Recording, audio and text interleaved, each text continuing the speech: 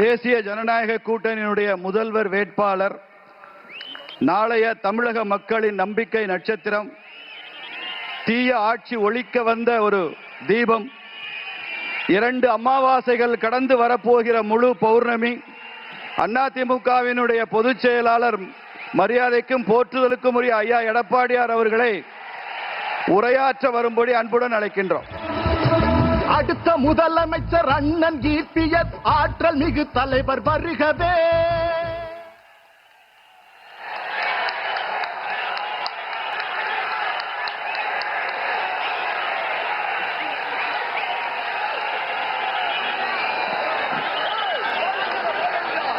பொன்மனச்செம்மல் புரட்சி தலைவர் எம்ஜிஆர் அவர்களையும் இதயம் புரட்சி தலைவர் அம்மா அவர்களையும் வணங்கி இன்றைக்கு மதுரை மாநகரத்திலே 2வது தேர்தல் பிரச்சார கூட்டம் தேசிய ஜனநாயக கூட்டணியின் சார்பாக நடைபெற்றுக் கொண்டிருக்கின்ற மாபெரும் பொதுக்கூட்ட நிகழ்ச்சியிலே கலந்து கொண்டு எழுச்சியுரை ஆற்ற இருக்கின்ற போற்றுதலுக்குரிய உலக நாடுகளே மெச்சுகின்ற அளவிற்கு சிறப்பான நல்லதொரு ஆட்சியை இந்திய திருநாட்டிற்கு கொடுத்துக் கொண்டிருக்கின்ற பாரத பிரதமர் மாண்புமிகு நரேந்திர மோடி அவர்களே, நிகழ்ச்சியிலே பங்கு பெற்றிருக்கின்ற மத்திய அமைச்சர் பெருமக்களே, பாரதிய ஜனதா கட்சியினுடைய தலைவர்களே, எனக்கு முன்னாலே பேசி அமர்ந்திருக்கின்ற பாட்டாளி மக்கள் கட்சியினுடைய தலைவர், மதிப்புக்கும் மரியாதைக்கும் உரிய டாக்டர் அன்புமணி அவர்களே, மரியாதைக்குரிய அம்மா மக்கள் முன்னேற்ற கழகத்தினுடைய பொதுச் செயலாளர், மரியாதைக்குரிய சகோதரர் திரு டிடிவி தினகரன் அவர்களே, மரியாதைக்குரிய முன்னாள் அமைச்சர், தமிழ் மாநில காங்கிரஸ் தலைவர் அண்ணன் ஜி கே வாசன் அவர்களே, மேடையிலே வீட்டிருக்கின்ற தேசிய ஜனநாயக கூட்டணியில் அங்க வைக்கின்ற கட்சியினுடைய தலைவர்களே, வரியிலிருந்து சிறப்பித்துக் கொண்டிருக்கின்ற அனைத்து இந்திய அண்ணா திராவிட முன்னேற்ற கழகத்தினுடைய பல்வேறு பொறுப்புகளை வைக்கின்ற நிர்வாகிகளே, தேசிய ஜனநாயக கூட்டணியில் அங்க வைக்கின்ற கட்சியினுடைய நிர்வாகிகளே, தொண்டர்களே, கழக உடன்பிறப்புகளே, பத்திரிகையாளர்களே, ஊடக நண்பர்களே, பெரியோர்களே, தாய்மார்களே, விவசாயிகளே, விவசாய தொழிலாளர்களே, அத்தனை பேருக்கும் என்னுடைய முதற்க நடிகலந்த வணக்கம். மதுரை என்று சொன்னாலே நமக்கு எல்லாம் ஞாபகம் வருவது மதுரை மீனாட்சி அம்மன் எழுந்தருளியுள்ள மதுரை மாநகர். அப்படி மீனாட்சி அம்மன் எழுந்தருளியுள்ள இந்த பகுதியிலே 2வது தேசிய ஜனநாயக கூட்டணியுடைய தேர்தல் பிரச்சார கூட்டம் நடைபெற்றுக் கொண்டிருக்கிறது. நம்முடைய எதிர்த்தரப்பில் இருக்கின்ற திராவிட முன்னேற்ற கழக தலைமையில் அமைக்கப்பட்ட கூட்டணி இதுவரை பிரச்சாரத்தை மேற்கொள்ளவில்லை. ஆனால் தேசிய ஜனநாயக கூட்டணியில் அங்க வைக்கின்ற கட்சிகள் தான் முதலாக தேர்தல் பிரச்சாரத்தை துவக்கி வெற்றிகரமாக நடைபெற்றுக் கொண்டிருக்கிறது. இன்றைக்கு தமிழகம் மட்டுமல்ல, இந்திய திருநாடே தமிழகத்தை நோக்கி பார்த்துக் கொண்டிருக்கிறது. தமிழகத்தை யார் ஆள வேண்டும், யார் ஆளக்கூடாது என்பதற்கு நடைபெறுகின்ற சட்டமன்ற பொது தேர்தல் விரைவிலே வர இருக்கின்றன. ஆக மக்களோட ஆட்சி அகற்றப்பட வேண்டும், அதற்காக அமைத்த கூட்டணி தான் தேசிய ஜனநாயக கூட்டணி. எங்கள் கூட்டணியிலே மக்கள் செல்வாக்குள்ள கட்சிகள் எல்லாம் இணைந்திருக்கின்றன. தேர்தல் நேரத்திலே ஒன்றாக இணைந்து அனைத்து 234 தொகுதிகளும் தேனீக்களை போல எறும்பை போல சுறுசுறுப்பாக செயல்பட்டு தேசிய ஜனநாயக கூட்டணியின் சார்பாக அறிவிக்கப்படுகின்ற வேட்பாளர்களை வெற்றி பெற செய்வதற்கு நாம் அத்தனை பேரும் உழைக்க வேண்டும். நம்முடைய கூட்டணி நடைபெற்ற சட்டமன்ற பொதுத் தேர்தலில் சுமார் 210 இடங்களில் வென்று அதிமுக ஆட்சி அமைக்கும்.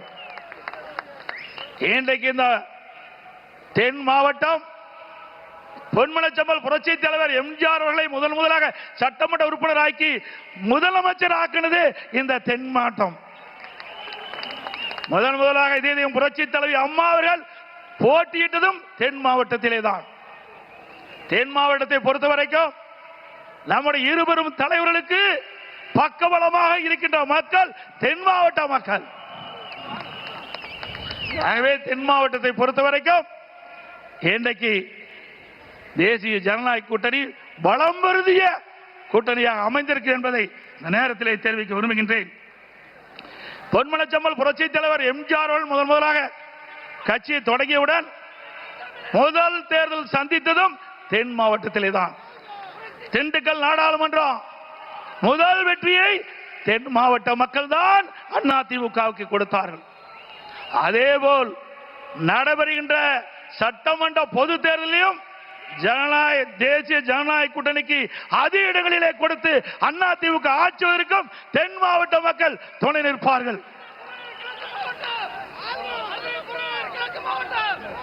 அனைத்து இந்திய அண்ணா திராவிட முன்னேற்ற கழகத்தை பொறுத்த வரைக்கும் ஜாதிக்கும் மதத்திற்கும் அப்பாற்பட்ட கட்சி. எங்களுடைய தலைவர்கள் வகுத்த பாதையிலே அனைத்து இந்திய அண்ணா திராவிட முன்னேற்ற கழகம் மிகச் சிறப்பாக செயல்பட்டுக் கொண்டிருக்கிறது. பல்வேறு சோதனைகளை கண்ட இயக்கம் அதிமுக இயக்கம். தமிழகத்தில் 31 ஆண்டு காலம் ஆட்சி புரிந்த இயக்கம் அதிமுக இயக்கம். பொன்விழா கண்ட கட்சி அதிமுக கட்சி.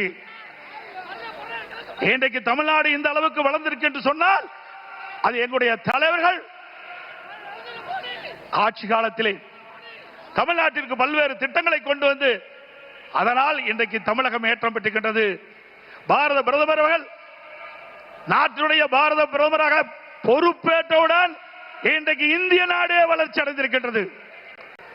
உலக நாடுகள் திரும்பி பார்க்கின்ற அளவுக்கு இந்திய நாட்டுடைய வளர்ச்சியை பார்க்கப்படுகிறது. இந்திய நாட்டை கண்டு பொறாமைப்படுகின்ற அளவிற்கு உலக நாடுகள் இருக்கின்றன.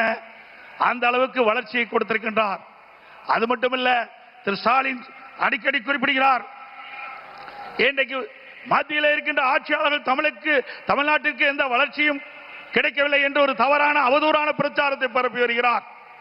நாம் சிந்தித்து பார்க்க வேண்டும்.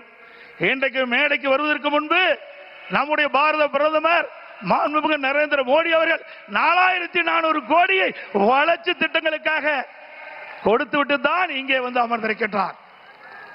ஒவ்வொரு முறையும் தமிழ்நாட்டுக்கு வருகின்ற பொழுது ஆயிரக்கணக்கான கோடியை ஒதுக்கி தமிழ்நாடுடைய வளர்ச்சிக்காக அவர் பாடுபட்டுக் கொண்டிருக்கின்றார். வேண்டுமென்ற திட்டமிட்டு அரசியல் காழ்ப்புணர்ச்சியின் காரணமாக இன்றைக்கு மத்திய அரசை திட்டமிட்டு அவதூறு பிரச்சாரத்தை பரப்பி வருகிறார்கள். திரு ஸ்டாலின் அவர்களை 15 ஆண்டு காலம் மத்தியில் ஆட்சி அதிகாரத்தில் இருந்தீர்கள். தமிழகத்திற்கு எந்த நிதியை கொடுத்தீர்கள்? என்ன திட்டத்தை கொண்டு வந்தீர்கள்? அதனால் தமிழக மக்கள் எந்த ஏற்றம் பெற்றார்கள் என்று உங்களால் சொல்ல முடியுமா? குடும்பத்தில் இருக்கின்ற உறுப்பினர்கள் மத்தியிலே அமைச்சராக வந்தார்கள், அதிகாரத்திற்கு வந்தார்கள், கொள்ளையடித்தார்கள். அதுதான் உங்களுடைய கட்சியினுடைய நிலைப்பாடாக இருந்தது. அங்கே கொடி பறக்கின்றது.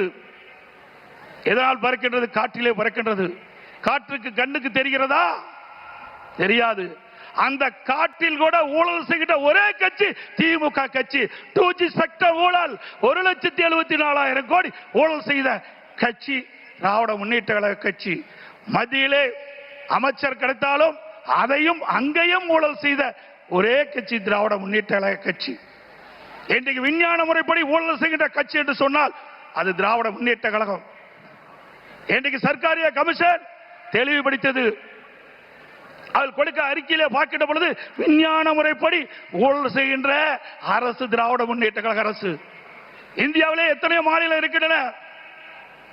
ஊழலுக்காக கலைக்கப்பட்ட ஒரே அரசாங்கம் திமுக அரசாங்கம்.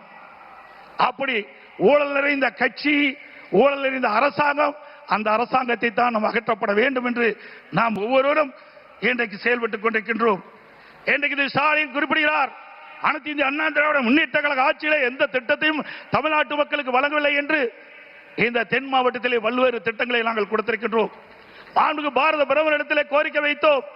ஒரே நேரத்தில் ஒரே ஆண்டில் 11 அரசு மருத்துவக் கல்லூரி மருத்துவமனையை மத்திய அரசு மூலமாக பெற்றோம். திராவிட முன்னேற்ற கழக ஆட்சிக்கு வந்து ஒரு அரசு மருத்துவக் கல்லூரி மருத்துவமனை பெற முடியவில்லை. அது மட்டுமல்ல, இன்றைக்கு மத்திய அரசாங்கம் வந்த பிறகு இன்றைக்கு பாம்பன் ரயில்வே பாலம் அற்புதமாக கட்டி கொடுத்திருக்கின்றார்கள். அதோடு அனைத்து இந்திய அண்ணா திராவிட முன்னேற்ற கழக ஆட்சி இன்றைக்கு மாண்புமிகு அம்மா இருக்கின்ற பொழுது தென் மாவட்ட மக்களுக்கு பயன்படுகின்ற விதமாக எய்ம்ஸ் மருத்துவமனை வேண்டும் என்று கேட்டார்கள்.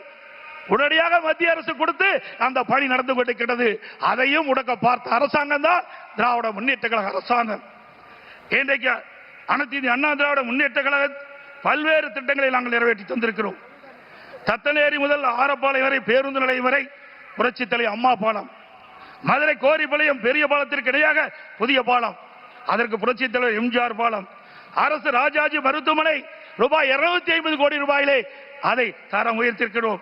மதுரை காமராஜர் பல்கலைக்கழகம் 50 கோடியிலே உயர்மட்ட பாலம், ஸ்மார்ட் சிட்டி திட்டங்கள் மத்திய மாநில அரசு சுமார் 1100 கோடி ஒதுக்கப்பட்டிருக்கிறது.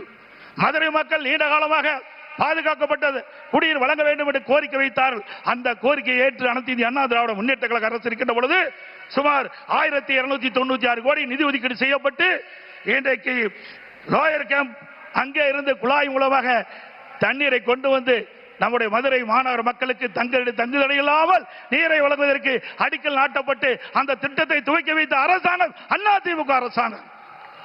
அதுபோல மதுரை மாநகருடைய போக்குவரத்தை குறைப்பதற்காக சுமார் 27 கிலோமீட்டர் சுற்றுச்சாலை அமைத்து கொடுத்ததும் அதிமுக அரசாங்கம். முடக்கு சாலை பறக்க பாலம் 50 கோடி. அதே போல கோவை கொடிசியா அங்க இருக்கின்ற அதே போல மதுரையிலே சிட்டி சென்டர் மிகப்பெரிய அரங்கம் அமைக்கப்பட்டிருக்கின்றது.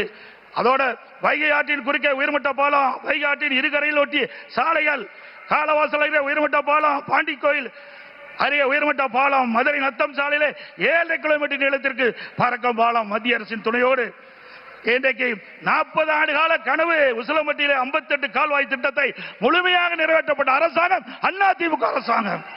வைகை குண்டாறு திட்டம் ஏற்கனவே பாட்டாளி மக்கள் கட்சியுடைய மரியாதைக்குரிய முன்னாள் மத்திய அமைச்சர் திரு அன்புமணி ராமதாஸ் அவர்கள் குறிப்பிட்டதை போல காவிரி குண்டாறு திட்டத்தை நாங்கள் துவக்கி வைத்தோம்.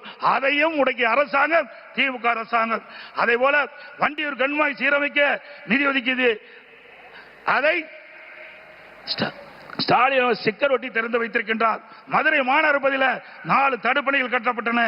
இப்படி அதோட மதுரை விமான நிலையம் விரிவாக்கம் செய்வதற்காக அனைத்து இந்திய அண்ணா திராவிட முன்னேற்ற கழக அரசு கேட்டபோது அதற்கு முயற்சி எடுத்தோம். மத்திய அரசிலே நாங்கள் பல முறை வேண்டுகோள் விட்டதின் அடிப்படையிலே அந்த சாலையிலே அண்டர் பாஸ் அமைத்து கொடுக்க வேண்டும் என்று கேட்டார்கள். அதுக்கு அனுமதி கொடுத்தோம். அந்த திட்டத்தையும் முடக்கிய அரசாங்கம் திமுக அரசாங்கம். அதே போல தூத்துக்குடி விமான நிலையம் விரிவாக்கம் செய்யப்பட்டிருக்கிறது.